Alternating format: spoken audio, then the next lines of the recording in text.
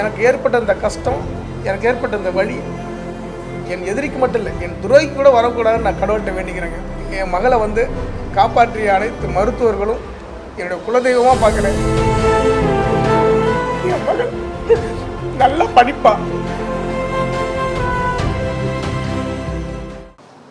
என்னுடைய மகள், மூத்த மகள் சிம்போனிஸ்ட்ரி, எங்கள் பரம்பரையிலே எங்கள் சொந்த பந்தத்திலே முதல் மருத்துவர் அப்படிங்கிற ஒரு சந்தோஷத்தோடு நாங்கள் பயணிச்சுட்டு இருந்தோம். வாழ்க்கை எதிர்பாராக இந்த மயக்க நிலை ஏற்பட்டோன்னே இதை சாப்பிடாம தான் மயங்கி விழுந்துட்டான்னு சொல்லிட்டு டிஃபன் வாங்கி கொடுங்க சரியானு நான் சொன்னேன்.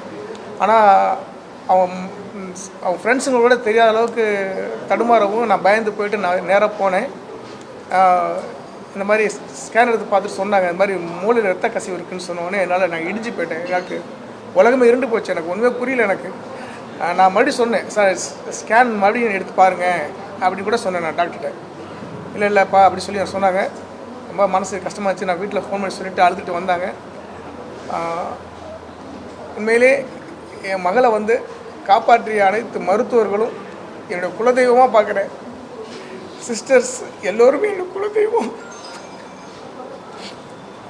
என் மகள் நல்லா படிப்பா, படிக்கிறது மட்டும் இல்லை, நல்லா பாடுவா, நல்லா டான்ஸ் ஆடுவா, எல்லாத்தையும் அன்பாக பழகுவா, மரியாதையாக பேசுவா.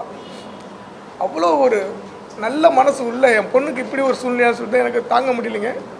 அவங்க ஃப்ரெண்ட்ஸுங்களாம் ரொம்ப பதறிட்டாங்க. சிம்போனிக்கான்னு சொல்லிட்டு நல்ல பொண்ணாச்சே, நல்லா ஜாலியாக பேசுவாளே அப்படின்ட்டு. ஏன் இப்படி நடந்ததுன்னு தெரில. எனக்கு ஏற்பட்ட இந்த நிலைமை யாருக்குமே ஏற்படக்கூடாது. உண்மையை கடவுள்கிட்ட வேண்டிக்கிறேன். எனக்கு இப்போ வரைக்குமே எங்களுக்கு அப்படியே திக்குன்னு எங்களுக்கு இருந்தது. இந்த மருத்துவர்லாம் வந்துட்டு சொன்னது வந்து பார்த்திங்கன்னா எங்களுக்கு மிகப்பெரிய ஒரு நம்பிக்கையும் ஒரு சந்தோஷத்தையும் கொடுத்தது. உண்மையிலே ஐயா கலைஞர் நூற்றாண்டு இந்த மருத்துவ சிறப்பு உயர் மருத்துவமனை மூலமாக எங்களுக்கு கிடைச்ச அந்த மருத்துவம் எப்படி சொல்கிறேன்னா அவ்வளோ ஒரு மதிப்புள்ள ஒரு விஷயம். எங்கள் குடும்பமே, என் குடும்பம் மட்டும் இல்லை, என் சிம்பனி கூட படிக்கக்கூடிய சக தோழிகள், தோழர்கள், எங்கள் சொந்த பந்தம் எல்லாருமே மருத்துவர் ஐயாவுக்கும் என் சிறப்பாக சேவை செய்த சிஸ்டர்ஸ் செவிலியர்களுக்கும் அவங்களுடைய பொறுப்பாதங்களுக்கு எங்களுடைய நன்றியை நாங்கள் செலுத்துகிறோம். எனக்கு ஏற்பட்ட இந்த கஷ்டம், எனக்கு ஏற்பட்ட இந்த வழி என் எதிரிக்கு மட்டும் இல்லை, என் துறைக்கு கூட வரக்கூடாதுன்னு நான் கடவுள்கிட்ட வேண்டிக்கிறேங்க. அவ்வளோ ஒரு விஷயம். ரொம்ப ரொம்ப நன்றிங்க சார். எனக்கு ஒரு வேண்டுகோள், உங்கள் எல்லோருக்கும் என் குடும்ப சார்பாக என்னது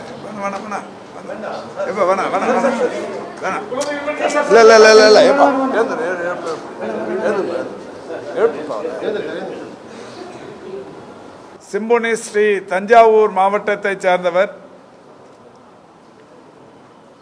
7.5% இடஒதுக்கீட்டில் திருவாரூர் அரசு மருத்துவக் கல்லூரியில் இடம் கிடைத்து கடந்த 3 ஆண்டுகளாக அங்கே மருத்துவம் பயின்று வருகிறார். அவருக்கு திடீரென்று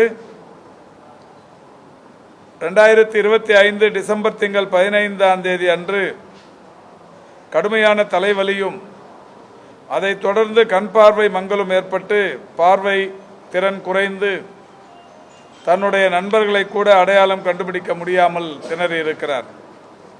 இந்த நிலையில் திருவாரூர் அரசு மருத்துவக் கல்லூரி மருத்துவமனை நிர்வாகம் அவருக்கு மூளை ஸ்கேன் எடுத்து பார்த்தது. அவருடைய குடும்பத்தார் மேல் சிகிச்சைக்காக திருச்சியில் இருக்கிற ஒரு பெரிய தனியார் மருத்துவமனைக்கு அழைத்து சென்றிருக்கிறார்கள். அங்கே அந்த தனியார் மருத்துவமனையில் ஆய்வு செய்ததற்கு பிறகு, பரிசோதனைகள் செய்யப்பட்டதற்கு பிறகு அவரை மீண்டும் திருச்சியில் இருக்கிற அரசு மருத்துவக் கல்லூரி மருத்துவமனைக்கு அனுப்பியிருக்கிறார்கள். இந்த நிலையில் திருச்சியில் இருக்கிற மருத்துவர்களும் இதற்குரிய சிறப்பு மருத்துவர்கள் மற்றும் மருத்துவ உபகரணங்கள் கலைஞர் நூற்றாண்டு உயர் சிறப்பு மருத்துவமனையில் இருக்கிறது என்று சொல்லி இங்கே அந்த குழந்தையை இடமாற்றம் செய்திருக்கிறார்கள். சிம்போனிஸ்ட்ரிக்கு கலைஞர் மருத்துவமனையில் டிசம்பர் 18ஆம் தேதி அன்று டிஎஸ்ஏ பரிசோதனை செய்யப்பட்டு இரத்த நாள சிதைவு உறுதி செய்யப்பட்டிருக்கிறது. உடனடியாக ஆனிக்ஸ் எனும் நவீன திரவம் மூலம் இரத்த கசிவை தடுக்கும் எம்போலைசேஷன் சிகிச்சை வெற்றிகரமாக செய்யப்பட்டது. அதற்கு பிறகு சிகிச்சைக்கு பிறகு அந்த மாணவிக்கு திடீரென்று வலிப்பு மற்றும் மயக்கம் ஏற்பட்டிருக்கிறது. அவசர ஸ்கேன் பரிசோதனையில் மூளையின் பிற பகுதிகளிலும் இரத்த கசிவு இருப்பது தெரிந்து காலதாமதமில்லாமல் அவருக்கு அவரது மண்டை ஓடு அறுவை சிகிச்சை செய்யப்பட்டு இரத்த உறைவு அகற்றப்பட்டது.